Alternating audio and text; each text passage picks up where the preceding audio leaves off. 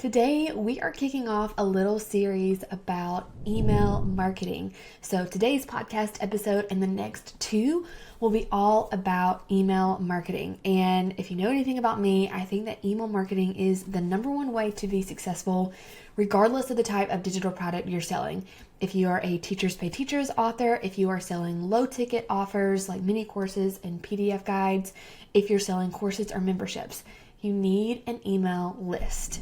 I'm going to be talking about a new strategy that we are implementing for our email list, and then I'm going to give you some specific guidelines depending on what you are selling.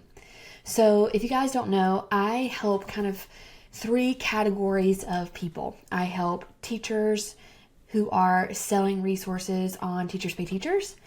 I help moms typically and also teachers who want to sell low ticket digital products. And then I also help people who want to create courses and memberships. So I have three different types of people on my list. And so something really important to do with your email list is to segment them. You want to create segments, meaning you don't want to just email everyone the same thing every single time if you have multiple types of people on your list. I see this a lot with Teachers Pay Teachers authors. So maybe you started with TPT and you started an email list about your TPT store and your products in your store.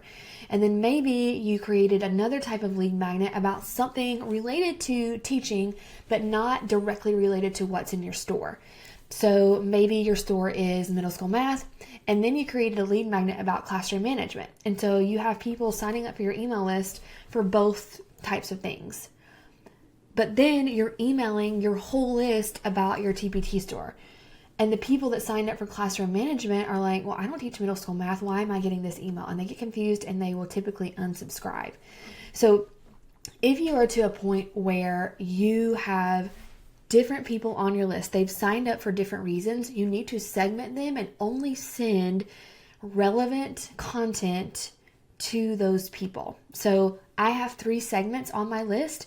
That means that for teachers, who are selling on TPT, I only send information about that to them. I don't send information about courses to my teacher authors because they don't care about that and they're going to get confused. Make sure that you are sending relevant emails to relevant segments on your list. Now, the next step is I am testing really short and to the point emails. I'm still kind of, sprinkling in some longer emails with like a lot of content, but I'm noticing that those aren't doing quite as well. And the short emails with just like one call to action, one link to click are doing better. And so I am testing more of those. So it could be something like, hey, I made this new YouTube video, watch it here. Talk to you next week, Lindsay. And that's it.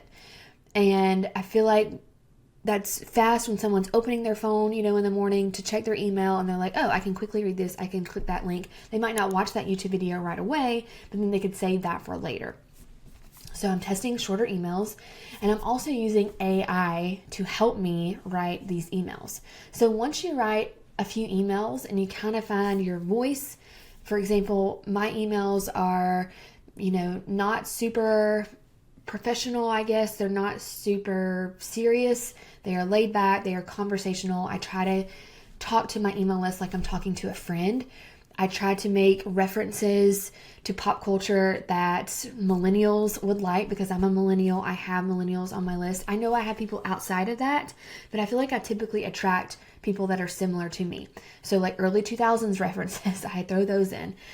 So once I kind of have some emails that are in my voice that sound like me, then I can put those into ChatGPT and say, here is how I want my emails to sound, and then copy paste them. Write an email about blank. Make it short and to the point. Make it, 5 sentences or less. Reference this YouTube video or this podcast episode, and then enter. And it spits out an email for me that I can just edit a little bit and then copy paste into Kajabi, which is who I use for email. Now, I feel like that has saved me more time than anything, is using ChatGPT to write my emails for me. And the more I use it, the less I have to edit it. Pretty much now I can just tell it, write this email, and there's almost no editing which is amazing. I can just quickly scan through it, make sure it sounds good, copy paste it. And then even when I want to write those longer, more content heavy emails, it knows my voice, it knows how I like to write, it knows that I like emojis and sometimes GIFs, and it can spit out a longer, more content heavy email for me as well if I give it the content guidelines. So ChatGPT is going to be a great asset for you. It doesn't have to be ChatGPT. It can be other AI tools as well. That's just my favorite, to writing your emails, especially if it feels overwhelming to get into the inbox every week. But it is important to stay top of mind. And, some people are like, well, you can do it monthly, you can do it every other week. And you can, if that's the season that you're in, yes. But I really feel like weekly is the best option, and using ChatGPT can really help you be able to do that quickly. Another thing that I do is kind of rotating between different types of calls to action in my emails. So I might reference a YouTube video, and then the next one, it might be a podcast. Sometimes I just send people straight to one of my free trainings, and my free trainings are funnels into my paid offers. And so I always have a call to action. There's always something for them to do, whether it's click this link and watch this video, click this link and listen to my podcast, click this link and watch my free training, reply back to this email. That's a great call to action to build your email reputation, which we'll actually be talking about next week, how to build your sender reputation. But the more you can get people to reply back to you, the more the inbox, like Gmail or Yahoo or whatever, sees your email as important, and it needs to go to inbox and not promotion or spam. So always have a call to action and make it really clear. Don't have too many calls to action. One is plenty. You can have that one multiple times in the email, but just have one main call to action, because if you give people too many options, they are going to get stuck in analysis paralysis and not know which one to choose. Another thing that I've been doing is I have been batching monthly. So at the beginning of each month, I sit down and I plan out the emails that I want to write. You can also use ChatGPT for this. Like, give it a list of content ideas and say, can you plan out my email for the next quarter? And it will plan them out. It will give you subject line options. Don't always use ChatGPT. Subject lines are not great. We'll talk more about subject lines next week, but it can just help you with the planning process. And then because I'm using ChatGPT to write my emails, I can say, okay, now write them, and then I go ahead and schedule them. And so I am really just doing this once per month, and it makes it so much easier. I also, during that monthly batching session, I think about, okay, am I having a flash sale? Is there a launch coming up? Do I want to have any type of special promo?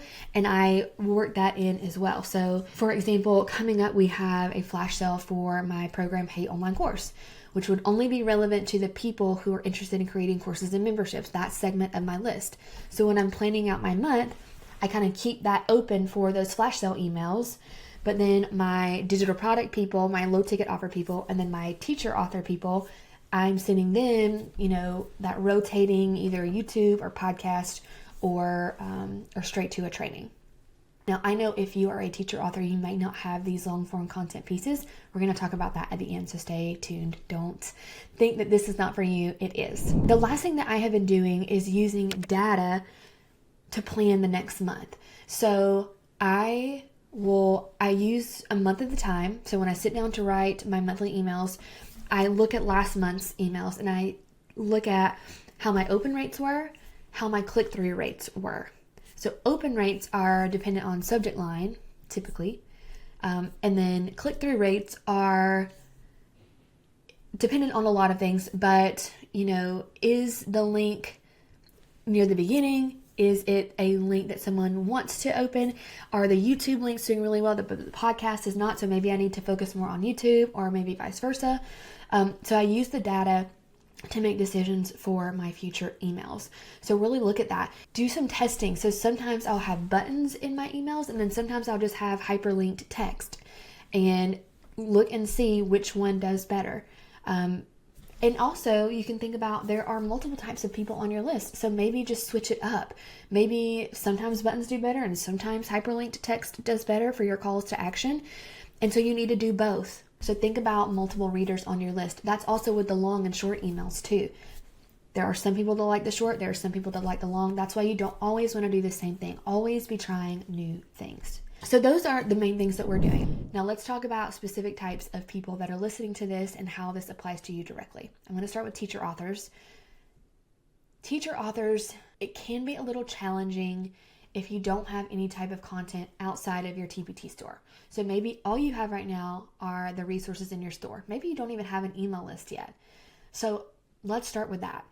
If you don't have an email list, start one. You can use a variety of different platforms. I think Flowdesk is probably the best option for beginners, and I've tried a lot of different types. But Flowdesk is really easy to set up and use. But think about kind of the long game here. Do you plan to expand to digital products eventually, or do you think your TPT store is where you want to focus all your time? That will determine how you're getting people on your list. So if you are just going to focus on your TPT products, then you could potentially use one of your TPT products as a lead magnet, as a freebie. Hey, sign up for this, free scavenger hunt. And then you can send them emails about other scavenger hunts and other things that are in your store related to that subject area and grade level. So if you are doing 5th grade reading scavenger hunts, then you can have a free 5th grade reading scavenger hunt that you advertise. And where you advertise that could be a whole nother podcast episode, but you can use social media. You can get inside of Facebook groups. You can run ads. There are lots of different ways, but create some type of freebie, and then you can email every week about not just, hey, buy my scavenger hunts, but how you're using scavenger hunts in the classroom. Some tips about scavenger hunts, some tips about 5th grade reading, link to an article that's really exciting about a new reading skill or a new reading method. And then as you kind of grow and you feel like you have, a good amount of products in your store, then maybe think about starting some type of long form content, whether that's a podcast or YouTube or blog. And then that just gives you more things to email about. But in the meantime, like I said, you can email about articles that you find online that are interesting, but always include a call to action. So the main point of your email doesn't have to be, hey, buy my TPT thing. It can be, hey, look at this really cool thing I found. And then in the PS, I have this new scavenger hunt I created this week. Grab it here. So you can always have a link to your store in every email. I think that's fine. But that doesn't need to be the main focus of every email. So that's kind of like the TPT author that is just focused on TPT. Now, if you are planning to expand to other digital products, so maybe you have a lot of classroom management type of resources in your store and you want to create like a classroom management mini course or a PDF guide, then your lead magnet could be something about classroom management. And you could email about the things in your store, but you could also email about, maybe you start a YouTube channel about classroom management. Or when you create that digital product, you can email about that. You can have a free training about classroom management. But everything kind of revolves around that niche. If you decide to kind of, deviate from your TPT store niche, so your TPT store is classroom management, but then you decide to make a digital product about morning meetings or something like that, then segment your list. It's okay to want to kind of pivot, but don't just leave those TPT people on your list behind because they can still purchase from you. Just segment your list, and if you're going to talk about something new now, then when those new people come in, tag them or segment them, and then you can still email the TPT about your new TPT products, and then the new morning meeting people about that. And if you want to do every other week, if 2 emails in 1 week is too much, that's okay. But just don't ghost either list. Don't ghost either list. Okay, let's say that you are a person who is interested in creating a low ticket offer. Then I would definitely recommend having some type of long form content, or it can either be Instagram Reels or Instagram carousels. Hey, I made this carousel this week, check it out. You can email about that. You can email, more content heavy things and nurture them. But like I said, you can always have a call to action about, hey, if you want to learn more, grab my mini course or grab my PDF guide in the PS. You can also just send emails. Hey, I have this PDF guide. Did you know it? Click here to buy it. And you can kind of rotate between nurture and content and buy emails. And then if your courses are memberships, then I would have some type of free training that leads into that course or membership, because those are typically higher price.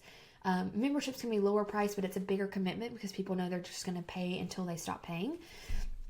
So some type of free training that is kind of a funnel into that course or membership, that's what you can rotate between. That's kind of what I do because I have courses.